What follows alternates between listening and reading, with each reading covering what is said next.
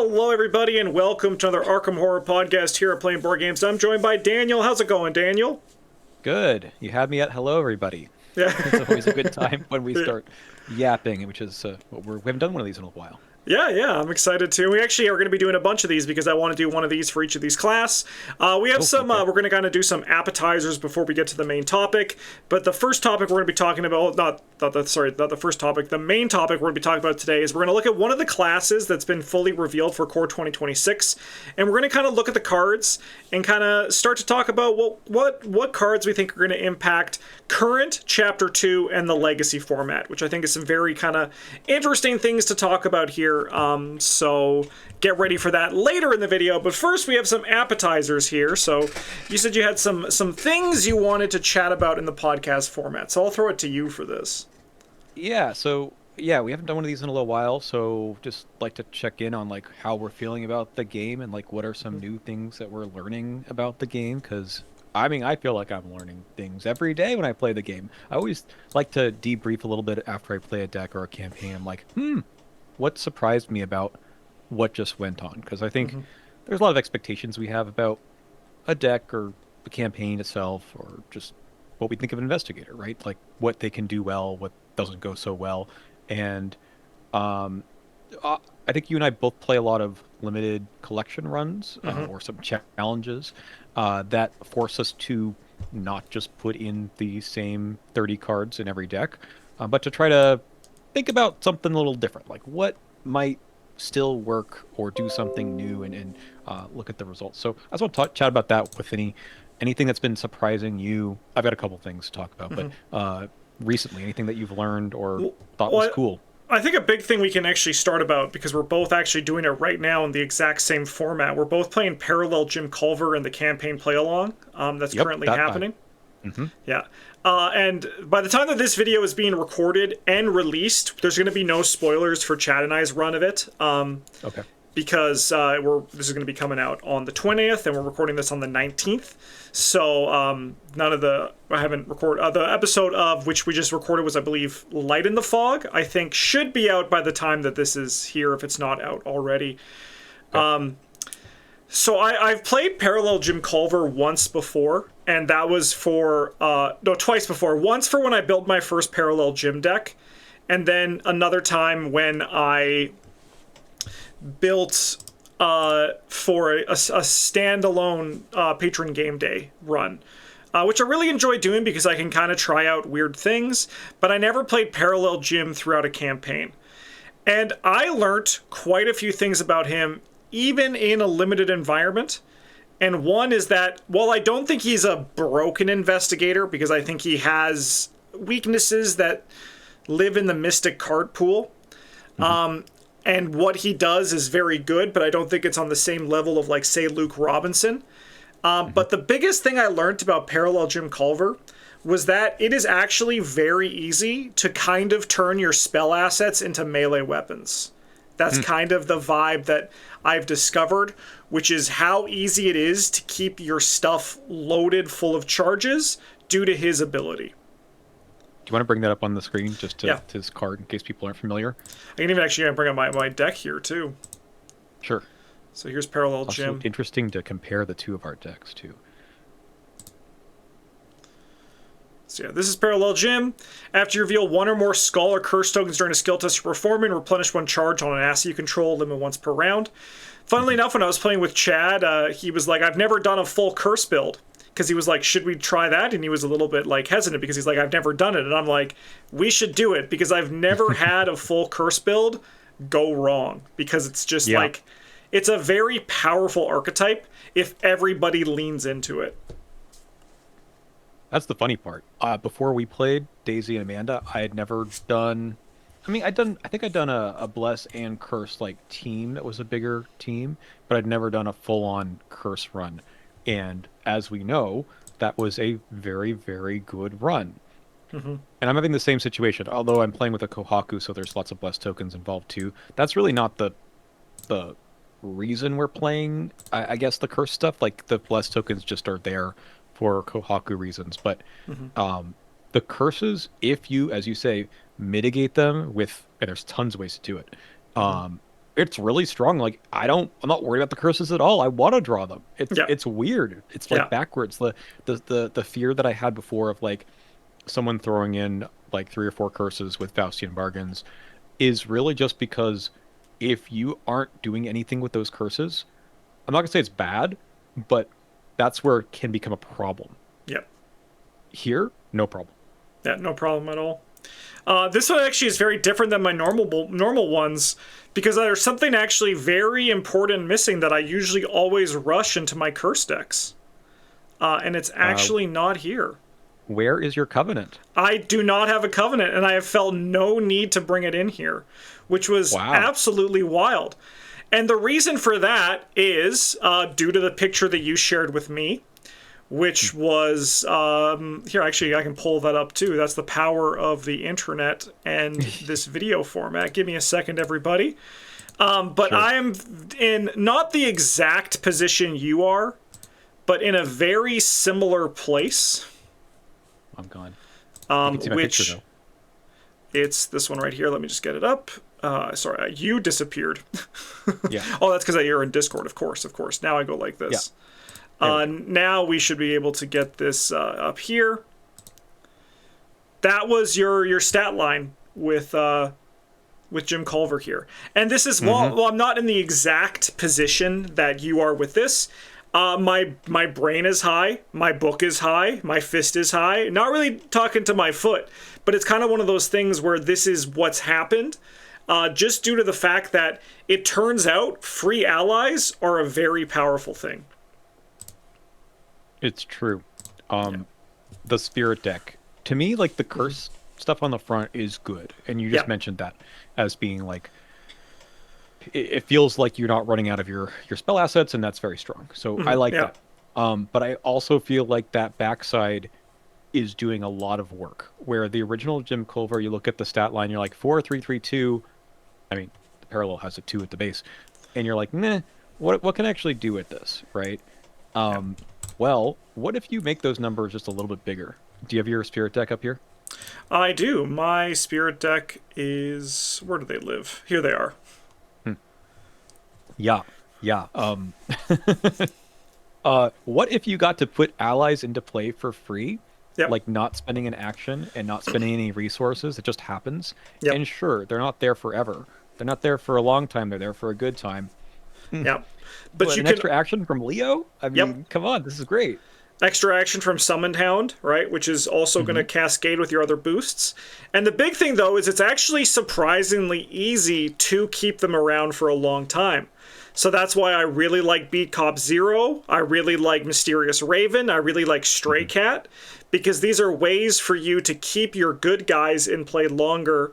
I'm going to be switching Granny Orin with Priest of Two Faiths pretty soon, because that's also just an easy one. You're just like, okay, bye, because that's kind of like the long-term intention with the Spirit deck in my mind, which is you try to game it as opposed to like just letting it happen. But letting it happen is still very good, but I think it becomes very disgusting when you do start trying to game it. I don't even feel like it's gaming it as much as... Well, okay, now, I'll take that back. So we had a turn, Filey and me, we're doing the Kohaku Parallel Gym on my channel, and you can watch it too, where he, in order to keep the 2 good allies had in play, which probably was like Wit and Green and maybe Leo or something, he had an enemy on him. He took an attack opportunity just to move it to my location, such that I discarded the Stray Cat before my turn began. Yep.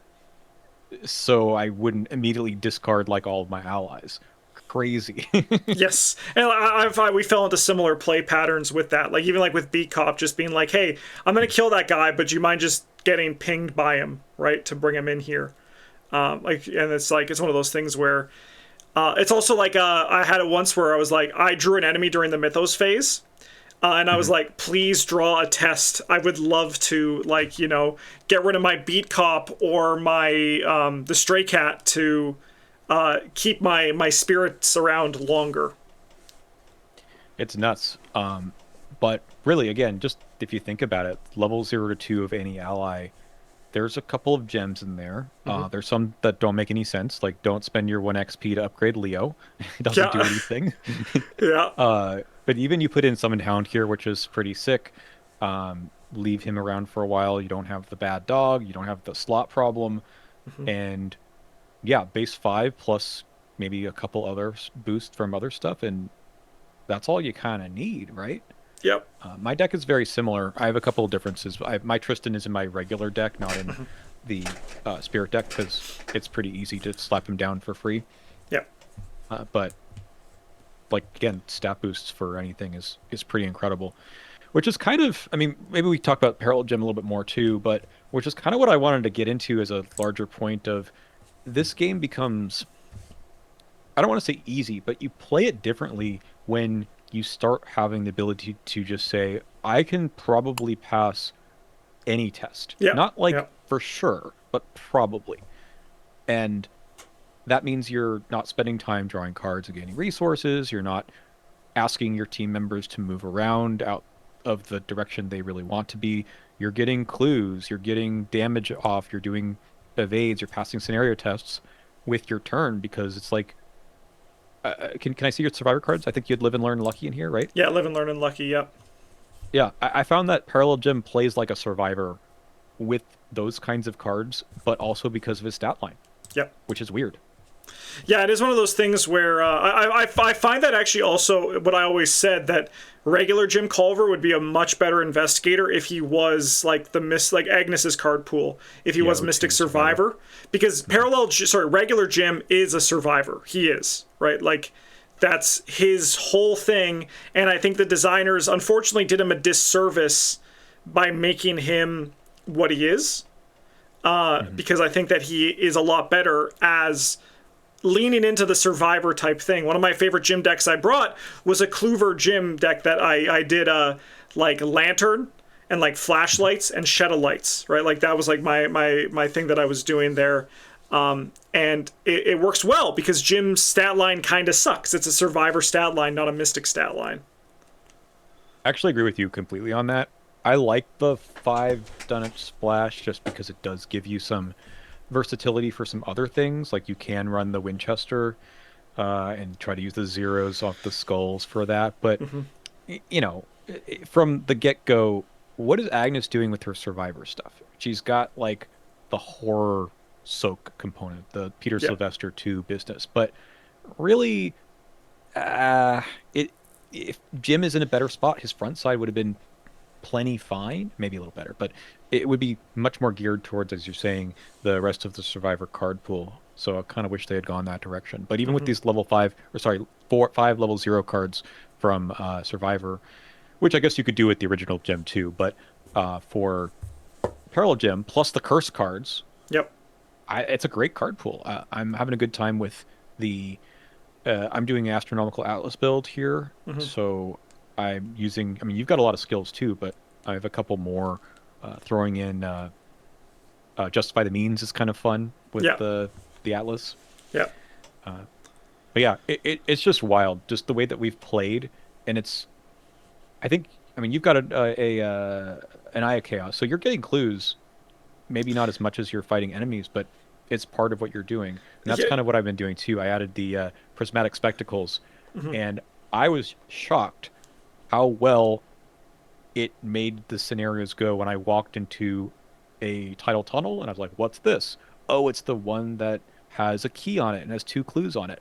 Why don't I just throw off and investigate with base like 3 plus 1 from Witten plus 2 from the spectacles? You're gonna pass. Yep. It's just you're gonna pass. Yeah, me and Chad, we have a good thing going where Chad like enters, like he puts the curse tokens in the bag and then I take them out and use them.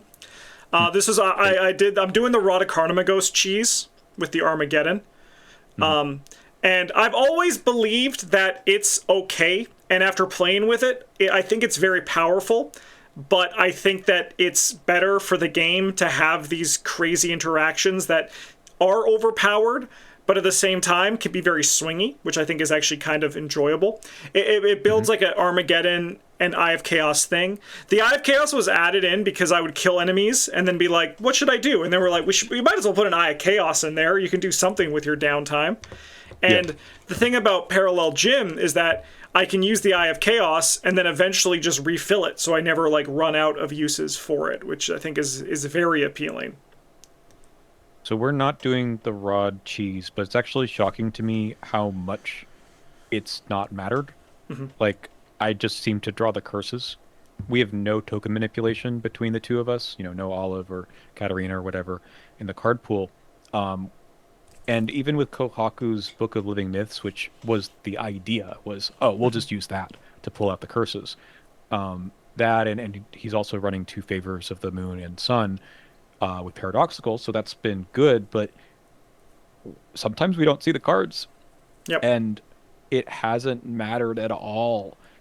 Like, we've just plow through anyway. We just seem to draw the tokens and pass the tests, and I don't know how to explain it. I'm just kind of shocked. It's like, just the cards do the thing, and sometimes we run out of charges, and sometimes it's all not, just working. Okay. Yeah. But no, it's been very fun. It's been very fun, and I kind of like that we're both living this Parallel Jim thing. I have been finding that my in parallel, that's good. I have been finding that my health was a little bit touch and go for the first little bit, because Innsmouth's Mythos is kind of very damage oriented. And I died suddenly and unexpectedly in the first scenario due to some bad sequencing on my part. So the Bulletproof Vest is in here for that. And also there's not much like horror healing in this pool for that thing. There's like Spirit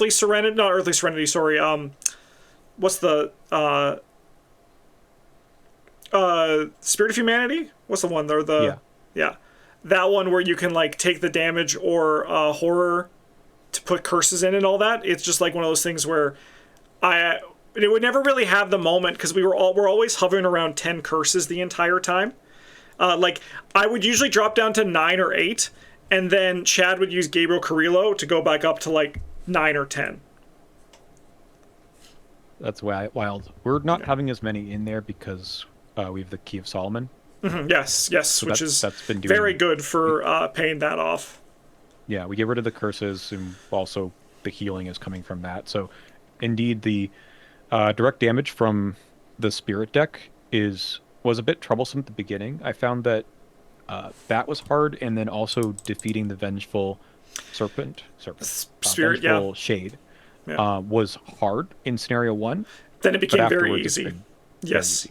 Yeah, that was kind of my intention for here, I'll get this guy on screen for people who might not know Vengeful Shade. My intention for like that's why it started with the rod, because I was like, I'll just lock him up. I'll just lock him up when he shows up. But now it's like, I'll just kill him. He's very easy to just like kill after Scenario 1. In Scenario 1, I think he's actually legitimately threatening. But then after that, not so much. I mean, it seems bad, like passing a 5 test on turn 1 potentially, right? Yep. Is a problem, but I don't know. Just it feels like again we're playing standard difficulty. Innsmouth is not the hardest chaos bag out there. We've got the 2+1s in there at this point in the campaign. It's I don't know, like it feels like we're passing more tests than we have any right to be. Yep. But that's partly because I do have the Blasphemous Covenant. I'm turning those curses into +1. I've got the Ritual Candles to make them +2. Yeah, I don't know. That it does work once you put all that stuff into play. Yeah, and I mean, like, this guy is hard on, like, and also, like, well, Innsmouth is easy. The first and third scenarios are quite demanding, right? So this guy is, like, at his worst when the campaign is at its worst. It kind of makes me would love if there was scaling weaknesses, where it's like as soon as you hit like 15 XP, this guy turned into like a 5-3-5, right? And then like if you hit like 25 XP, it was like 6-3-5, right? Like I think that could be an interesting thing to explore in parallel kind of stuff. I like that. That's interesting. Yeah. Because I feel like this guy doesn't scale with the way your spirit deck scales. Like, it's not really a a one-size-fits-all weakness here. I think he's much scarier in scenarios 1 and 2, and then in scenario 8, you're like, doo, doo, like here's just like that's just a free kill. What do you think about this compared to Patrice? Right, Patrice has a very similar enemy in her deck. I think also 5/5. I think that Patrice's is easier to solve because it doesn't punish you in such a must-answer now kind of way, Like, Patrice, you're like, if you think about it, most of the time, you don't use her full hand. Like, you work towards doing that, but odds are you're going to use 4 of the 5 cards. You use, like, 80% of your cards every turn, and, like, 5 out of the 5 cards, like, every other turn, right? So really for the start of it, but while you get set up, it doesn't slow you down too much in my opinion. It's not as much of an answer now, because this guy kind of is an answer now, because he is going to really hurt. And that's coupled with the Final Rapster. Are you playing the advanced version, or are you a coward like me and playing the regular one? I'm a coward. The advanced version is lethal. Yeah. I mean, that's not good. Yeah. But I'm not playing the trumpet, so yes, same here. I don't really care. Yeah, I'm just like regular trumpet's still like good. I just don't have the hand slots for it. I'm candles in one hand, Atlas in the other, and the trumpet is 3 icons. Yeah. For me it's trumpet and rod, which has been really nice because the rod works great with the trumpet, right? Because you can reveal the skulls when you're doing that during a skill test, so it's like free healing on that as well. Which to me feels like that's the part of the rod interaction I don't like, because it's kind of just like kind of defeating the purpose, but I do really like it with the Armageddon, so that's where I intend to only use the interaction with if I'm playing it with other people, because I think that Armageddon and Eye of Chaos are like the worst cards in even a curse deck, which is kind of like you should just play like other things in their place. Because I've seen people play it and they're like, I'll use my Favor of the Moon to reveal 1, and then they're like, oh, I did a -1 as well, I just pass, right? Like, that's like, it's better to just do something else because they're more expensive XP wise, they're more expensive cost wise, right? Might as well just stick to the originals. So I really like that payoff for the rod, because I think it's like, I want to play Armageddon, as opposed to my brain being like, I should play Armageddon. So in my case, I'm running like the Shriveling still at level 0. So I have enough backup in terms of the spells. And with Jim's ability, I'm just recharging whatever's out there, and I feel like that. Okay, sure. Like, there's an extra payoff for Armageddon to be out there if I draw the curses, but I don't know. It just hasn't slowed us down too much. Maybe because the Kohaku deck is doing some damage as well. Yes, so. Yeah, because the Lucius deck is more kind of like, you'll evade, but you're not solving the enemies. And that's why I'm running, like, the Arcane Initiate in my main deck, so I can dig out my Armageddon, and then eventually Eye of Chaos, but this isn't a spell I wish it was. Your spirit deck would be kind of dangerous, right? It would, yes. Yeah. So funny thing is also, because our bags are so loaded, we're actually running 4 copies of the Stygian Eye between the 2 decks, which has kind of been fun. That's insane. Yeah, because also, I mean, like... You get really high anyway, right? Yeah, but also what I really enjoy is we've been using it even just to, like, because Lucius only has 2 brain. It's like, here you go, Lucius. Why don't you go to 5 brain, right? Like, for this test. That's a lot nicer. There's a lot of icons there I didn't realize. You're right. Yeah. Okay, so the other reason I bring up this parallel gym situation is, as I mentioned, it felt like playing a Survivor where you play a little bit, I don't want to say recklessly, but a bit more aggressively, because what's the game going to do? Kill you? Yep. Sometimes. But that allows you to do things that you might otherwise not do, and then the payoff for actually getting, like, passing the test is a lot higher than otherwise.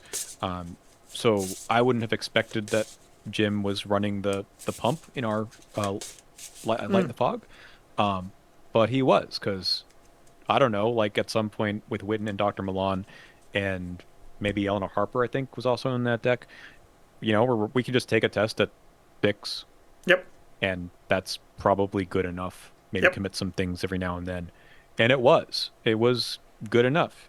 And we were really concerned going in, having this sort of brain of like, we better automatically succeed these tests with the paradoxical, otherwise we're never going to pass these things because neither of us are good at those two numbers. It's like, well, but maybe we can just do it. Yeah. Anyway, it reminded me, all of this is the beginning of this year, I played an Iron Man by myself, which was a very silly thing to do of just Calvin running Yeah. Edge of the Earth. And it was a fun time. I had a really good time playing Calvin. He's a wacky investigator, and I'm not gonna like get into it too much, but the question is always, what's the point of playing Calvin? What does he have going for him? And in the true solo context, as well as I think in 2 or 3 player, if you're playing a flex investigator, like running hard into flex, the answer is it's not that what do you have going for you, but rather like what are your weaknesses? And the answer is not much if what your turn is mostly doing is getting single clues, passing scenario tests, doing evasions. You're doing anything that the game is throwing at you. And I felt that way with Parallel Gym. I was just like, I can do anything the game is trying to throw at you without worrying about how will I cobble this together. It will happen. Yep. And for solo, this was totally fine. It was kind of surprising how smooth it ran. That said, in Edge of the Earth, there's a lot of things going for Calvin. There's the extra soak from the partners. Partners do things at base 5. Yeah. It's quite strong if you have an extra bump on that. But I don't know. One of the commenters who was watching live on YouTube towards the end was like, were we all wrong about either Calvin or Edge of the Earth or both? And I get it. Like, it's also one of the easier campaigns out there. It's a little bit more friendly, but I'm kind of in this point in my Arkham career of thinking like you did last year, but like what's good? What's good in the game? What makes a big impact? What are the pitfalls that you run into? And with this experience with these 2 investigators, it felt really nice to not feel like I couldn't help move the game state forward at all times. And you're finishing scenarios with 5 or 6 doom left on the agenda because there wasn't a wasted turn. Yep. That's pretty good. Yeah. Yeah, I mean, I played Kelvin the last 2 times I played him. I was a fighter in one, and I was a Cleaver because Beard was the fighter. He played Tommy through. We played Circus Ex Mortis, his custom campaign.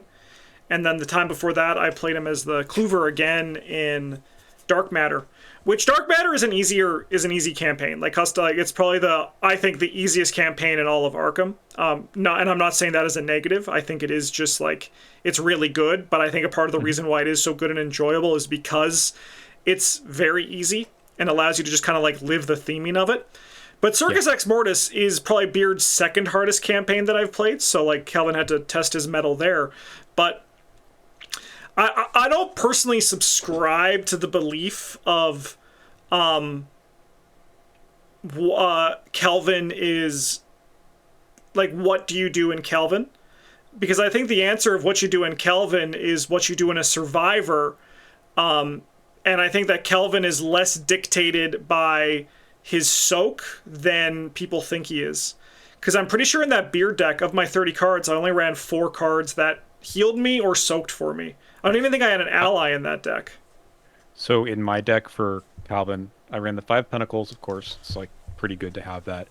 Peter, and Anu came in, but I had no healing, no like, what is it, perseverance or anything. None of this stuff that people say you need to keep, dedicate part of your deck to a large chunk to keep yourself alive. I didn't run any of it. Yep. No need. Yeah, I think it is just survivability. The idea is that you play loaded. Like, so I do think that there is some truth in the statement that Kelvin Wright doesn't have an ability, because I think he actually like doesn't have an ability. But what Kelvin Wright does have is complete survivor openness. And there could be an argument that every survivor has complete survivor openness, and in some cases I do believe that that is true, but I think in other cases Kelvin is more open than like every other survivor because he has no stats, right? Like Yeah. it's one of those He's things a where bit of a like blank slate. yeah, You know? Duke like Ashcan relies on Duke, you know, right? I'm trying to think of another like completely open survivor, and there really isn't like Patrice, sort of, but not sort really. of, but she kind of still leans to. I mean, she kind of leans to like the mystic stuff, what I've seen, but she's probably the closest, right? And I think that the Kelvin's biggest strength and also his biggest weakness is that I think he's entirely dictated by the person building the deck for him. If people believe that he is bad while they're building the deck, they're going to build a bad deck. If they believe that Kelvin is good, they're going to build a good deck.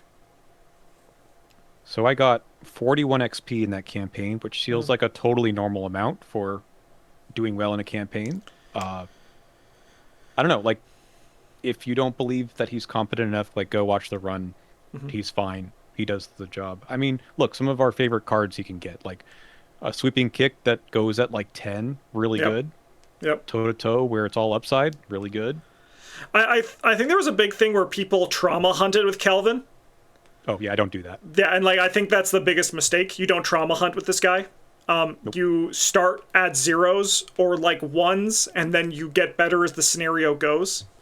Like I remember, like people would be like, "Oh, I'm gonna take In the Thick of It." Start with like 1 1 1 1 1, but the reality is that starting at 1 1 1 1 1 is about the same as starting at 0 0 0 0 0. So you might as well just start there and give yourself a bit more wiggle room. Calvin doesn't need the XP because he's a survivor. Let it come naturally, right? Yep, that's my take too.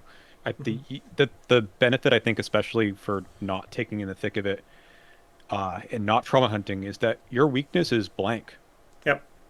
right? And a lot of weaknesses are actually pretty tough. I mean, Hank, who's a similar comp in some way, to Calvin. The discard until you get an enemy, it spawns somewhere else and gives you direct horror is actually really annoying. Yep. But Voice of the Messenger that just says take a direct damage or horror, your choice, and take a trauma of your choice it's great. Sure, I'll draw it. Why not? Yeah. Yeah, the only thing is you have to just, when you're playing, if you're looking at playing Calvin, you have to be aware of it. Don't live with 1 damage or horror left. I like to live at 4/4. I rarely even take actually the Pentacles, like the tarot card for him. Because to me, all 4s is about as equal as all 5s for a survivor when all things are considered. Yeah, that's fair. If Yeah. you have until the end of timeout, then you can. Then yes, you can be a little bit more. You can push your limit. Spirit of Humanity is also very good for him because you can switch between 4s and 5s, especially if you get 2 of them. He's a very good bless player. That great that way. Yeah. Signum Crucis he works with really well, right? So play with him with that. The Meat Cleaver, I think, is that's the weapon I ran. I think the upgrade that is coming out in the new core set is going to be nice for him. As it's 3 XP. You might not really need to spend that, but that extra boost without having to take the damage on you is good, and it's cheaper too. Yep. Yep. Anyway, that's all I have to say about this. But I thought it was it's just an interesting part of playing Arkham is thinking about like, okay, what could have, was there anything better I could have done with this deck? Because it just felt like I was in the zone and Calvin was just passing every test that came up, and we weren't afraid of drawing encounter cards. Yep. What's the worst that they could do? The answer was nothing really, because I could pass anything convincingly. Yeah. So how did you find the Tekalilis? Did they slow down in solo too much, or were they pretty manageable? Especially in Survivor, which doesn't have like killer draw. Well, I read True Awakening, which is pretty nice. Yep. But I don't think I got that many Tekalilis. In solo, you don't run into too many. The only part that I had to put off was I didn't get the green soapstone in scenario 1, which I usually do. I put it off until like the second or third Ice and Death to add them in later. So then, what's his name could just remove them in the interlude. Yeah. Yeah. So it wasn't bad. Oh, I should also shout out Anu, who's also like. Anu's very good. Yeah. Yeah. And Calvin too, because you're getting a base 4 evade if you need to. But yeah, that's another story. All right. So I think what would be a good thing to do here now is we'll transition into our main topic of this podcast here, which is we're going to look at the core cards. And I think Survivor is a good place to start because we were just talking about Meat Cleaver. We might as well dive right in. I have a question because this is my working theory. I believe that Meat Cleaver Zero is just a fine weapon. I don't think it's a good weapon. I don't think it scales with the campaign. I think overall, if you're the main fighter and you're going to rely on Meat Cleaver, you're going to struggle more than you're going to succeed. I don't think that is necessarily true for the upgraded version. I think the upgraded version is a very legitimate weapon. It could be your main game plan for the fight. How early in the campaign did you upgrade into the Meat Cleaver 3? Good question. I don't think it was particularly early. Let's see. Looks like it was after scenario 5 or 6. Okay, so pretty late into the campaign. So, did you have other methods to fight with, or did you was it just like good enough to get through things in solo? Because solo is different than 2 players. Mm-hmm. Yeah, it's quite different. I had events. I had toe-to-toes, 1-2 punches, and sweeping kicks. Okay, so you had some backup for it. Because I do think that the upgraded Meat Cleaver is really nice. And I like think the level 0. I agree that like having an upgrade for it is good. It's much better than not. But I've found that it's usually good enough if you want to use the other hand slot, right? If you're main fighter, right? Yeah, you need a little bit more. Flex fighter, I think it's totally great.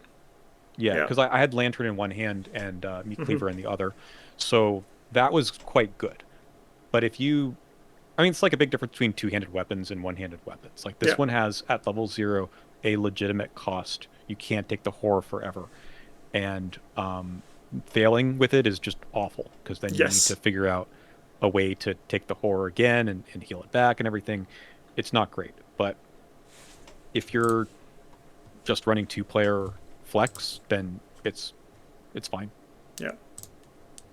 Yeah, I think the big thing for me is that I think that the reliable damage is a little bit harder to come by, but I think the +1 to only get 1 damage is a little bit less reliable, right? Because you're switching to that thing where it's just like, oh, how do I kill a 4-attack enemy that shows up, right? If I'm only attacking at 5, which is like what a lot of survivors are going to get to when they're fighting with this. Some even only at 4 without cards. So I think even just like the baseline +2 is enough for me to be like, okay, now I can start, like, I can attack a 4-attack enemy at 6 and then go again and heal the horror that I just took, right? I think that that's a lot nicer for that. I mean, in Calvin, you're almost always fighting at +2. Yeah. The +3 is amazing for the upgrade. It just feels a lot better. When I was using that, it was often on that last scenario when you're trying to fight the Nameless Madness. Yeah. Well, they're not that big. They're only 1 fight, but you need to succeed by a bunch. Oh, sorry. I was thinking of the other enemies in there, the Shuggas that show up who are gigantic. Those are bad too. Yeah. But just for like a melee weapon to only succeed on an attack, it's really good. It's legit to have that upgrade. All right, so I think we should start with let's start with current in this, because I think that current and chapter 2 are like the easiest conversations for us to poke at here, and I think legacy is the one that's the most interesting. I don't think we're going to include Isabel in this. I think Izzy is probably the strongest investigator in the box, and I think that's just because she breaks the rules. Right? Yeah, I don't disagree with that. She might, like, in practice in just chapter 2, not have a high of a ceiling. Yeah, because there's less horror soak or like horror healing, because it is direct horror. That is going to be a little bit harder, but I also imagine in Legacy she's going to just be insane. Yeah, I've not seen the Mystic cards yet, so I don't know what else she's gonna get for this point, but let's good reason to not talk about her. All right. So what do we think are the all-stars here looking at current? Like, because current is interesting because current rotates. So right now, if it's following the structure of release, we have Feast of Hemlock Vale, Drowned City, and then Core 2026 is like our current environment when this releases. I think so. Although they might pull a switcheroo on They us might, yeah. again, I right? think that like if that does, we're going to talk within this video with the intention of what is the current beta, right? Because yeah, it could change again. Because I mean, like we don't know, and while Fantasy Flight is attempting to get better at their communication, I still think there is. I've said that like I understand why they released the beta environment because people wanted to know, but I think unfortunately they should have, in hindsight, like waited. Because it all changed and people were like, oh, okay, this is how it's going to be. I can buy revised core, but as we know now, revised core is no more. Yeah, that's the biggest misstep to me, is that because the core set itself switched, it meant that people were basing things around cards that just aren't going to be in the current. Anyway, yes, in terms of just fitting into the most recent stuff, So I think like Hunter's Instinct is going to be relevant in current because events are always relevant, right? We look even like beyond just like this level 0 here. I'm having a hard time placing what's in Drowned City and Feast of Hemlock Vale because it's not in my brain, but you know what? I know what I'll do. Let's look up, I'll search by Drowned City. We'll get Hemlock in here. And we'll get Core. And we can kind of look at what current is going to be. Okay. And give me And just look at Survivor. the Survivor cards for now? Yeah. Yeah. Well, look, if you compare the one-handed assets to each other, that's a good place to start. The Meat Cleaver, even though it's a reprint, and then the upgraded one, I think they outclass the handhook in almost every way, right? Yes. I think they also even outclass the hatchet. Like, the hatchet's a fine weapon, but it is very finicky. I think Meat Cleaver and hatchet together is very powerful, right? I think that's cool. That's a very nice combo to have. I think Fire Axe outclassed Meat Cleaver still. I think that weapon is just, like, very good. Even though it's not... XP, it might not be up on everyone's game plan, right? Because like in current, there's the Dark Horse idea, and I don't think Meat Cleaver fits into that at all. No, right? no. But I mean, I could see myself starting with Meat Cleaver 0 and then going into Fire Axe a lot, right? Because just I think like Fire Axe is just like it's been good since Dunwich, and it's good now, even though like you don't rush to get it because it costs 2 XP. I think when it drops, I think Meat Cleaver is a very good base for it. And I think that what's really interesting is that I think that the Survivor weapons do a really good job of showing what melee weapons we're going to become in the new core. Because the new, like the Guardian melee weapons are kind of fitting into this vibe more, which I think is very interesting. Because I think the Survivor ones, like we look at Meat Cleaver 3 and we're like, oh, this is great.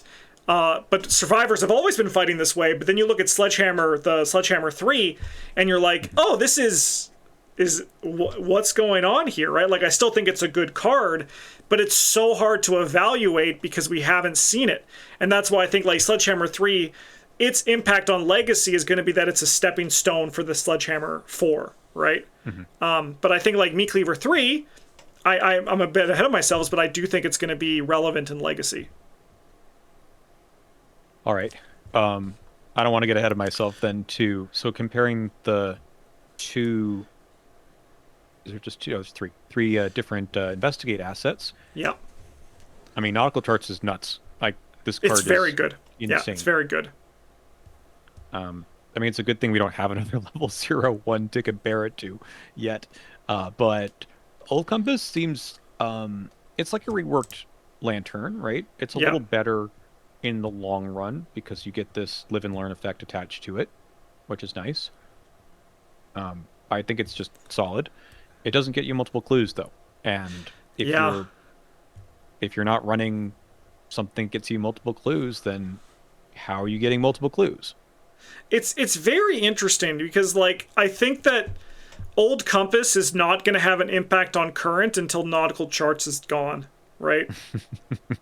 Because it's exactly that, right? Like, I should just turn anything into a deduction. Like, you do have to exhaust this, right? Like, I could see, like, a hard, focused Cleaver playing Nautical Charts in one hand and, like, Old Compass in the other hand, right? And just being like, I'm going to deduction a clue and then I'm going to use the compass to just grab what else I need to clear out the location, right? I think that's going to be less appealing at at like 2 or 1 players, because you just play the nautical charts and go nuts, right?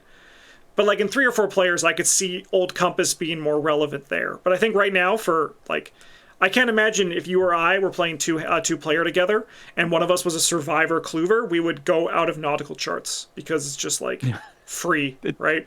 It can survive until the end of the campaign, no problem. Like that's what's tough about these level 2 cards, even the Fire Axe 2, with the idea that there's a level 0 one in the legacy pool.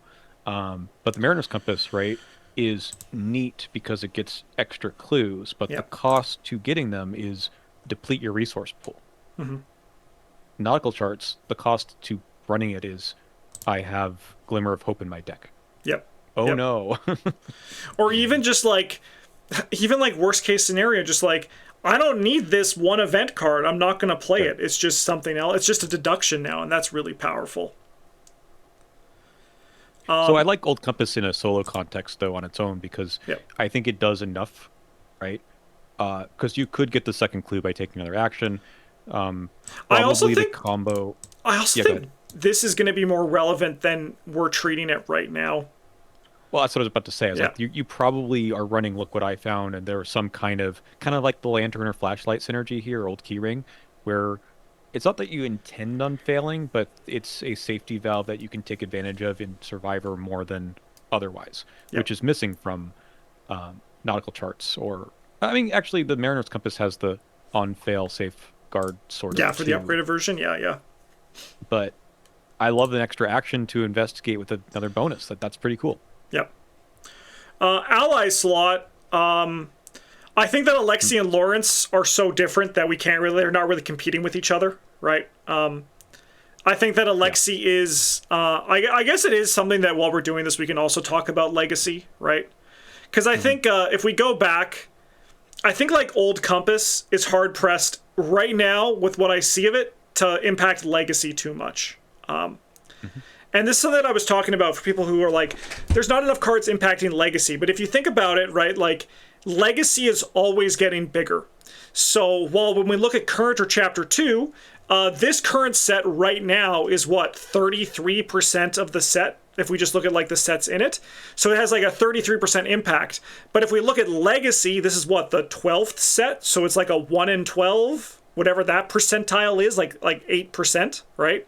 Like that is a lot smaller of an impact. So we're going to see less cards in formats impact Legacy. That's just how it works in every card game when they have like an entire card pool format. So it's one of those things where they can't design these cards to impact Legacy because it'll warp everything else around it. It's just like the reality of these situations. Right. If you think about nautical charts being a very recent addition to Legacy, if we want to think of it that way, it made an impact because it's part of an archetype, right? That everything in that set is around the discard archetype.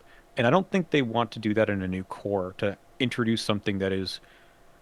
I mean, it's been an archetype in the class for a long time, like recursion is part of that. But what they did in Drowned City to have these assets, Lawrence Carlyle, a number of other things that George, right, that function around it, that you probably don't run these things too often if you don't have any other native synergy with it. I mean, you can, but I think that goes to show you that Old Compass is probably going to do just fine in any Survivor that they print going forward.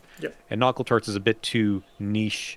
Again, cards are nuts. I'm not saying that it's unplayable elsewhere, but I don't think they want to have that be a core mechanic, warping the class in the way that it does, that in the way that I think Old Compass can.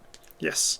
And also it's one of those things where just because we say this card's not going to impact Legacy doesn't mean it's not playable in Legacy. We mean just like because I think Old Compass is a fine card that if you brought to Legacy, I'd be like, yeah, I'm excited to see this card in action. But it's just like how it's trending. Like, is it more likely to be run over things that already exist there? And I think the answer on like an average flat analysis is it's less likely to. Alexi. Do I think he's going to impact Legacy? It's hard to say because we already have Peter and Jessica. But you know what I'm ready for? 2 charismas, Peter, Jessica, and Alexi. Yeah.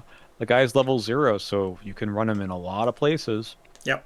Mm, I'd actually probably run him over Peter Zero in a lot of Survivor decks, and if I want Peter, I'd upgrade into him because it's yeah, it's like how kind many of the same times thing. right, do you want to do you need that damage healing? Do you need that foot boost? Yep. That's kind of the question. And to me, um the I mean, you mentioned the charisma joke. I think that's like legit, but also the mere fact that you don't have to in some survivors run both Peter and Jessica. It's not as good, Yep. but it probably will save you from, spending charisma Yep. XP and having card slots for another ally that you just don't need. Yeah, a lot of survivors, even if they're fighting, are going to run Peter just because that's all they've known, right? Hmm. And I think that Alexi is going to open that up, and you just earned 4 experience to spend on other things. Yep. Yeah. What do we think of jumpsuit? Cool. Um, Do you know what it it, grabs it seems back? like nautical charts. So I think in current, it's going to be a thing that you can do. You can actually use it for its event mode, like the discard Yeah. from hand mode. It also works for the anchor chain and the hand hook too, which I think is Yeah, it's actually kind of very neat. neat with what exists currently. So what you're doing here is you're spending an action, a resource. Maybe you get a damage soak out of this eventually, but you're able to pull back anything for not Yep. even an action. And that I think is very impactful if that is your game plan, right? If you know that these things are going to end up in your discard pile, that's a little fun thing you can do. Like, uh, man, I feel like I read something about this with some other interaction. Maybe it's Hunter's Instinct I'm thinking about instead, but um, there's like some big weapons you could probably recur. Yep. So that's good. Yeah, I think There's no Will level York is restriction gonna here. love this card Hmm. because he can just like he saves the actions on playing it, which I think is really good. I think that even though like the leather coat has been kind of the mainstay in Yorick, I do believe that jumpsuit is going to challenge that. Because while he can grab tools and weapons in other ways, I think that this is just like cheaper to grab, right? And you can grab some other stuff with that. Like I know you can, but it's just like it's like Silas, where like resourceful is good in Silas, but resourceful is like extra good in Silas because he has that elder sign thing going for him. It's like when you Hmm. can when your recursion can grab recur, like when your recursion can Recursion, right? recur, like that is just like extra powerful. In theory, I believe it's gonna be a thing. Yeah, it turns his ability to play something from the discard pile once per round to kind of like once and a half, right? Yes, yeah. Which is neat. So you can pick up like a second thing and maybe spend an action to actually play it or do something else like throw it back into the discard pile for some other reason. So yeah, I Yeah, think this is neat. yeah, and people also already with leather coat. Like the thing about leather coat is that it costs 0. This does cost 0. Yeah. 1, but it's just leather coat with like a bit more upside. So like that's Mhm. kind of where I'm very curious to see it played. I do think it's going to be good in it's I think it's good in current because of the nautical charts. Like I think I would play that even just as a one of in a Cleaver deck because of that reason, right?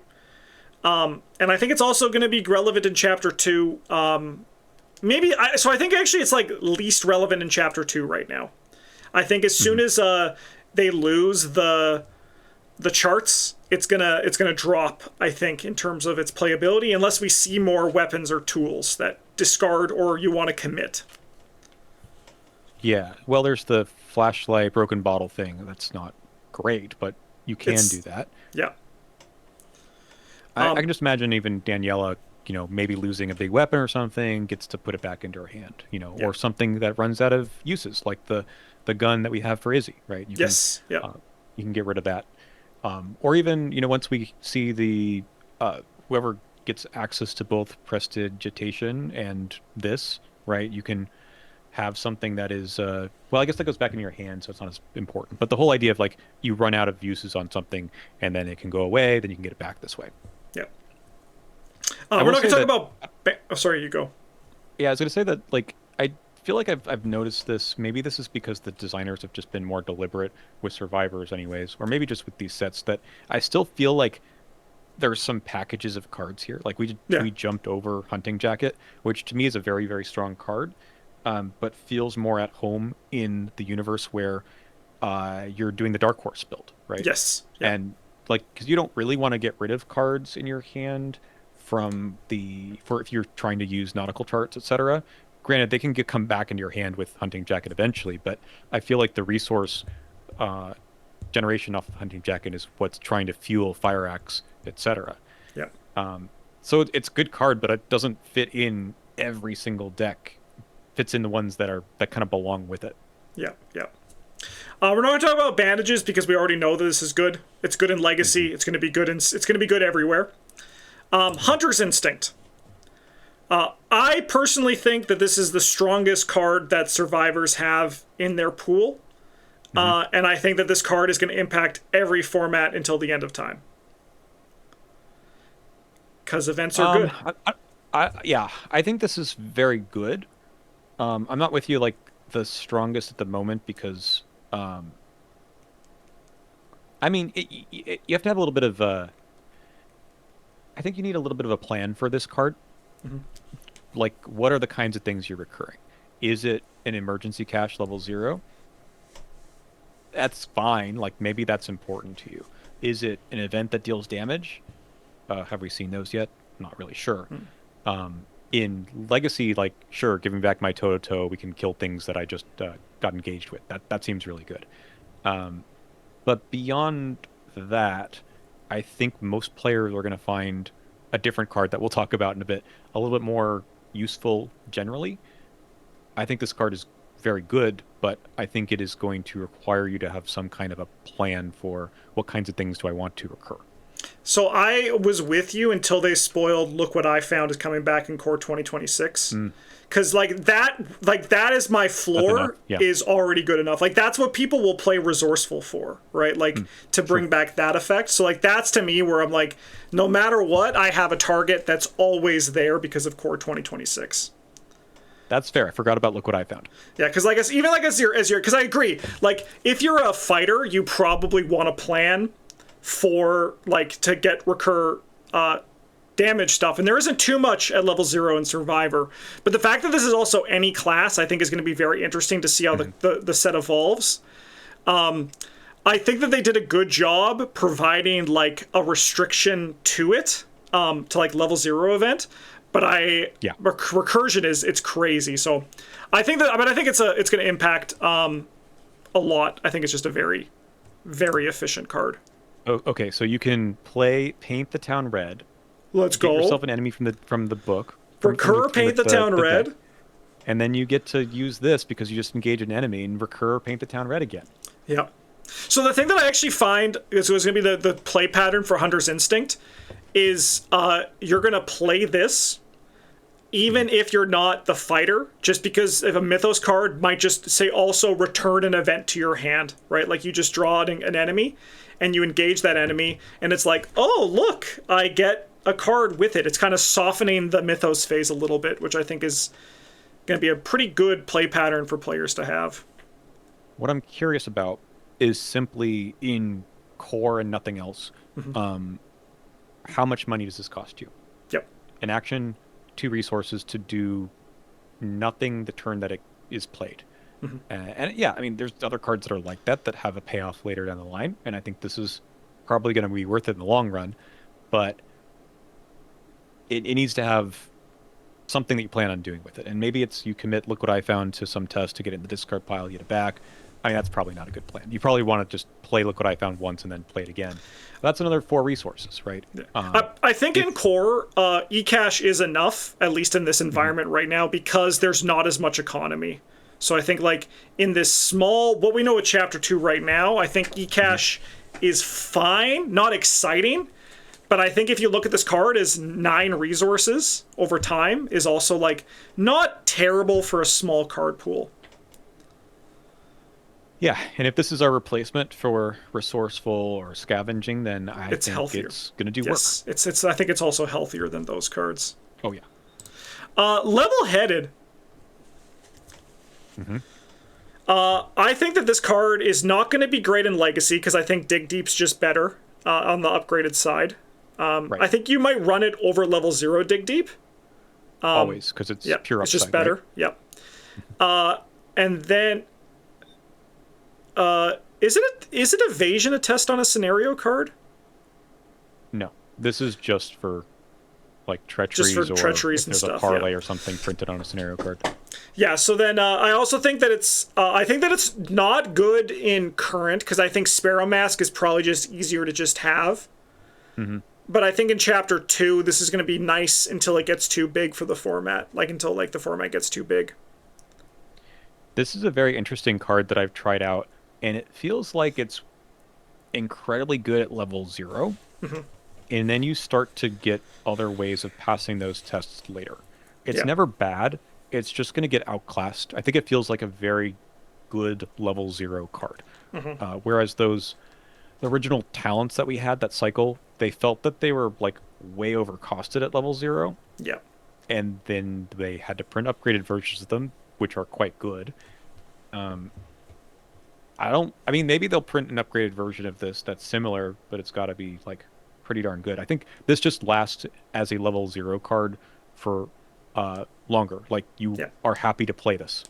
I would. I was saying in a video I recorded over the weekend, I would love for these to be upgraded in the starter decks, like an upgraded version of each of them.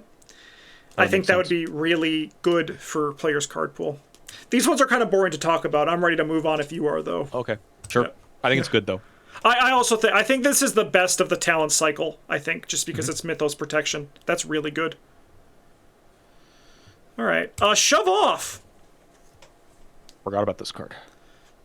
I don't think this card's bad. I don't think it's flashy, but if you're going to be evading enemy, like pinging a guy on the way is not bad. This is basically just like stunning blow, kind of. Worse, but kind of. So what's our question here? Is this going to make an impact on Legacy? Yeah, what or- formats do you think this is going to make impact on? I don't think it makes an impact on Legacy at all. I don't Rita think you would run play this. it in like her level 0 deck, but that's like Yeah. like that's not an impact. That's like one investigator, right? Yeah. I like the fail return to your hand. I think that's a neat mechanic. Yeah, but I wish that it wasn't at the end of your turn, because then you are Yes, stuck because you with the can't enemy you again can't get for the 2 more evade. actions. Yeah, it is a little Yeah. bit slow for that. I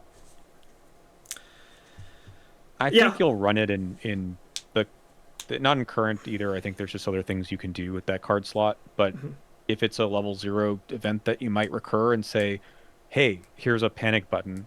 I just wish it gave you a boost. Give me +1 for the evade." Yeah. I don't know. Yeah, that's why I Yeah. think I'm only gonna play this card in 5-foot investigators, and I'll play it in Rita level 0 because 2 damage is nice to kill like a ghoul, right? Right. That's cool. I like But that. I agree. I think in Legacy, this is not going to move the needle for the card pool. I think you're going to play it in Chapter 2 because it is playable, but you're not going to be like, yes, I have shove off. I'm untouchable now, you know? Yeah. I just don't think it solves enough problems to warrant a card slot. It's doing something. Like, again, if it were in my hand, I would play it. Yes, yes. Which is better than I would say of some cards that we've seen in this game's lifespan. It is. It's a deck filler, right? As soon as your card pool gets bigger, this thing's going to get squeezed out just like it's already squeezed out in Legacy. All right. I want to make sure I don't miss anything. Scrape by. Otherwise known as Super Lucky. Yep. This makes an impact, I think, across the board. I agree. Yeah. It's just it's super lucky. Lucky is less played than it was in Legacy, but still very playable. Very powerful. Just it's a thing that can sit in your hand, and Yeah. that's fine Yeah. until you need it. I wish they gave it the And- lucky treatment and didn't have an icon on it. Oh, right. Yeah. Yeah. Like we said earlier today, like you will say, okay, look, here's a problem that I can solve. I'm just going to try to solve it. If you draw the autofail here, sad. But Yeah. otherwise, you will solve the problem. And that seems really good when you can choose what the skill test is. I mean, compare that to the last card we looked at, which I already forgot the name of. That one says, this is good if you need to evade an enemy and you need to deal damage to it, Yep. and that will solve your problem. This says, you figure out what the problem is and we'll solve it for you. Yes. Yeah. It's a doozy. I think that this is a. I don't think it's like the strongest resourceful target. I still think that falls into like brute force for me. But I think it's like an easy in the top 3. Like it's easy up there for what I recur for resourceful. Because I kind of in my mind I have like. I think I would take Lucky 3 over this just because it helps other people, right? Yes, and but and I the think card draw. yeah, but I think it's like it's brute force, Lucky 3, scrape by is like my top 3 for resourceful, which is kind of like where I look at if a survivor card is good, and if a survivor card hits that, you know it's very good. If you're even just thinking about it, I mean, I would recur like, look what I found too, if I know that's going to get played on the next Yeah. action. But this is I don't know what I'm going to take. It could be like this. Like, why would that be a bad choice? Yep. It's never a bad choice. Yep. I do like that they, from the design, how they kind of tempered it a little bit, where like it's going to deal you horror, right? Which is not too bad for Survivor, but it is nice that they're like looking at cards having downsides and not just being full upsides. I think that makes things more interesting. So Yeah, I I like agree with that. that. But yeah, no, this card's I agree. All formats until the end of time. But I don't think you're going to run Lucky and this, right? I think you choose. Yeah, I think I would go from Lucky 0 to Scrape By to Lucky 3 as my long-term upgrade plan. Yes, yeah, that's what I would do too. Yeah, because I think, but I also would not be upset if I stayed at Lucky at this card. Like I would not be upset. No, I think Lucky 3 is very, very, very powerful. But I think that Lucky 0 actually still does a good job, and this is just like a cheaper version of Lucky 3 and still just also being better than Lucky 0. We'll come back to this conversation, I think, very quickly with another new card. Yes. Not this one. Nope. I don't think, personally, I don't think this card is going to impact, like, it's going to be played in Chapter 2, because you're like, I need more unexpected courage, and I think that's the only time that you're going to be playing this card. Yeah, when this was spoiled, I wish that we had already seen Izzy's front side, because I was like, what's going on with this card? Yeah. And I still kind of think that. But when we saw her front side, I'm like, okay, here's another target. Yes. Fine. I guess. Yeah, I think that this is Derby K says it like this is like a magical Christmas land card where everyone reads this card and they're like, this is how it's going to work all the time, right? Mm-hmm. But it's probably not going to work that way. Like maybe 1 out of 15 times. But the cool part for Izzy is that if it's in her discard pile, everyone else is like, we're committing stuff. This is an important test. Where's your on the brink? Well, I she can bring it back. Yeah, yeah. So you get to choose your spot a bit better. Where for other investigators, it's sitting in your hand, and you're like, do I want to commit it to this? Like, why? Mm-hmm. And for her, you don't need to make that choice because it's always committable. Yep. Yep. I mean, she's on the art, right? You got to play it. Yeah, I wish it was Storm Clouds for the art. That's like all the things. Like honestly, people who are like arms look weird. That's I sleep, right? Actual like car like intention. I'm like, this should be Storm Clouds. Why is it so nice outside? Well, because they knew we'd see it next to Persistence. So that's right. It's the same picture. Yeah, it's like that's just like it's a panorama. Yeah. Their tank is plowing a field, and then Izzy's shooting someone in the face. That's so funny. All right. Slippery. If the skill test is successful while evading a non-elite enemy, that enemy is not ready during the next upkeep phase. I think this card's... I think you're going to play this in a level, again, like a Rita deck or a Vade deck in Legacy. Mm-hmm. I think I could see it in level 0 decks, but I think you upgrade out of it pretty quick. Mm-hmm. So I think it's going to make not a big impact on Legacy, but I think it's going to be seen in Legacy, because freeze effects are really nice. And I think in Current and Chapter 2, I'll put this in my decks because freezing an enemy is really good. Mm-hmm. We played a scenario this morning where I wish I had this in my hand to commit. Yeah. Would have been nice. You could have played it too. That's funny. Oh yeah, I could have. You're right. Yeah. Um, this is a card again. I think that is better in Izzy than most other Hmm. investigators, simply for the same reason of, yeah, let's take the direct horror and commit it because now is when we actually need it. Yeah.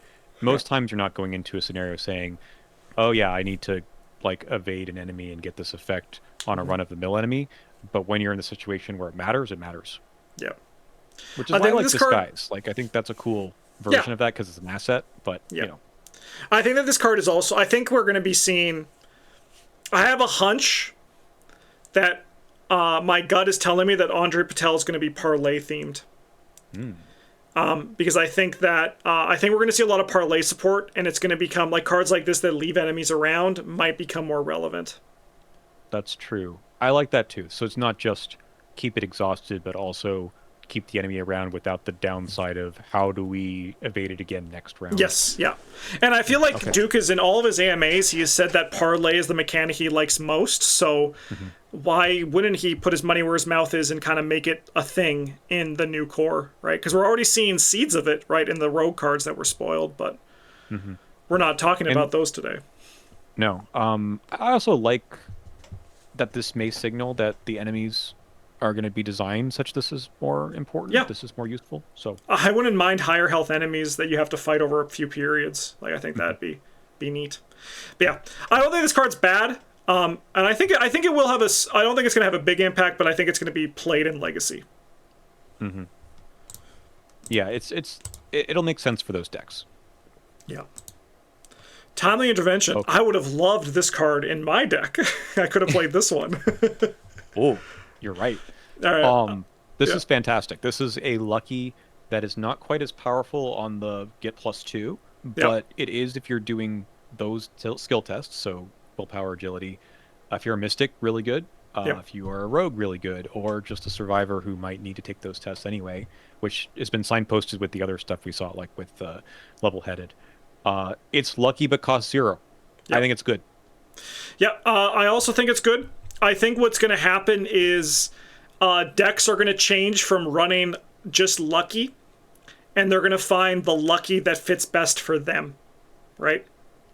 And I think that that's going to be the change that's going to happen. So, like, say for example, I was building a min deck, and I was looking at what did I want to play for my lucky. I'm going to play timely intervention instead of lucky, right? Mm, The reason for smart. that is it is now just a lucky for her because she gets the extra wild icon, right? But then you also can synergize with something like Grizzly Totem, and now it's also drawing you a card. Congratulations, you just built lucky too, right? Like it's just one of those things where it's kind of like what we've talked about on the channel previously about how when people say deduction isn't good anymore, deduction's still good, but it's finding the right deduction for your deck. And I think that timely intervention in the form of legacy specifically here, because lucky doesn't exist in current or chapter 2, but this is like, oh, what is the best lucky for me and what I have in legacy? And timely intervention is now, but what if my lucky was a skill? How can I take advantage of that as opposed to lucky being an event? And likewise, lucky is an event. How can I take advantage of that compared to lucky being a skill? And I think Live and Learn is in the conversation there too. It's a different version of Lucky that also costs 0, Yep. but this one's a skill. Yeah, I think for your Dark Horse builds, you might think about this card too, especially if you're running extra skills. Yeah, it's an interesting choice, and I like that. But I think that they're all still quite powerful. There's just some trade-off for all of them. Yep. Yep. Rex can't play it though. Can't play the other one either. But you know, No, poor Rex. They got to make him stronger. yeah. Those are all the cards here. Mm-hmm. That seems like there's not that many because there aren't. There aren't. There's a few reprints, I suppose. That's part of it. Man, it's going to be crazy when we get the starter decks and it's just like an influx of cards, right? Like, that's going Yeah. to be a lot of cards to immediately start talking about and building with. It's kind of one of those things where I'm like, all right, I'm excited to start playing with these cards because I feel like it's been like non-stop stuff, but I think I do really appreciate this spoiler season because they've made articles for everybody. It feels like old Arkham kind of stuff, but I'm excited to start like this to release and people to start biting into them. So what's your overall take on the Survivor cards here in terms of impact? I think it's the strongest of all the classes we've seen so far. I think that they just have a lot of really powerful tools. And I think, unlike some of the other classes, they don't really have as much setup for success in the future.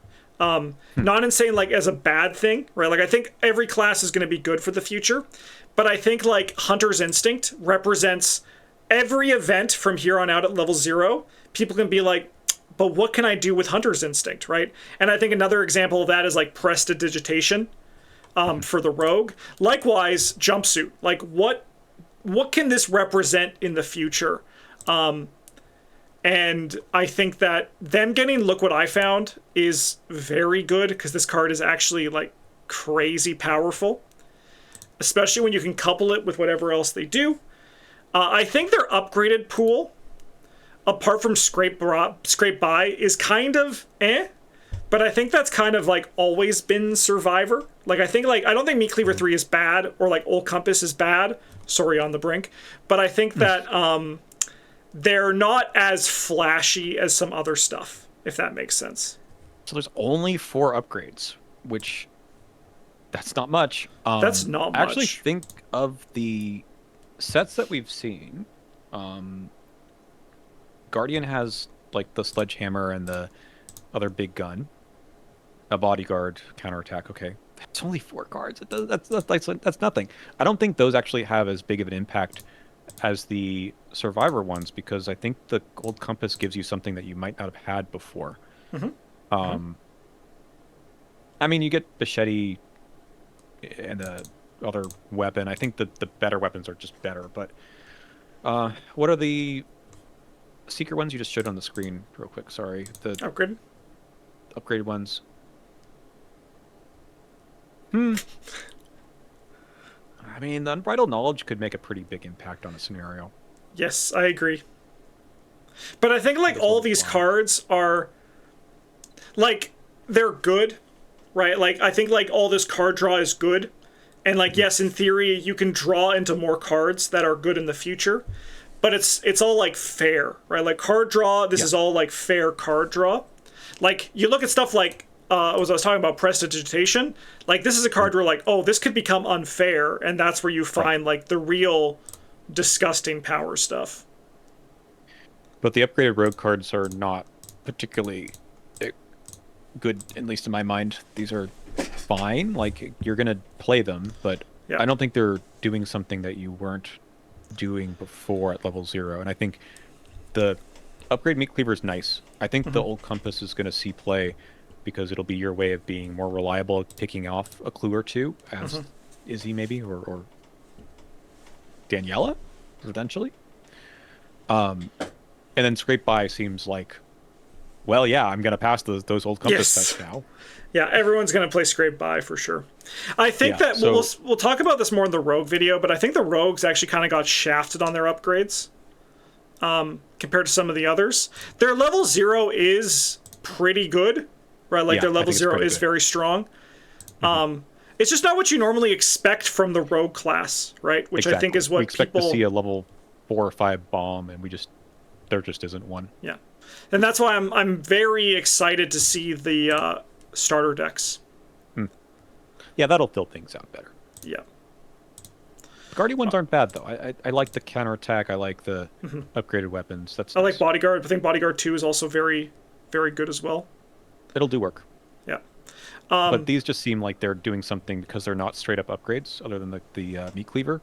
That I think you'd be like, okay, cool, we get to add this into the deck and play a little differently, you know? I think that's the big thing, where when the cards are just upgraded versions of cards that are already there, it's easier for a new player to be like, I'll change this. But for players who have been playing for a while, they're like, ooh, but there's actually less things to do here.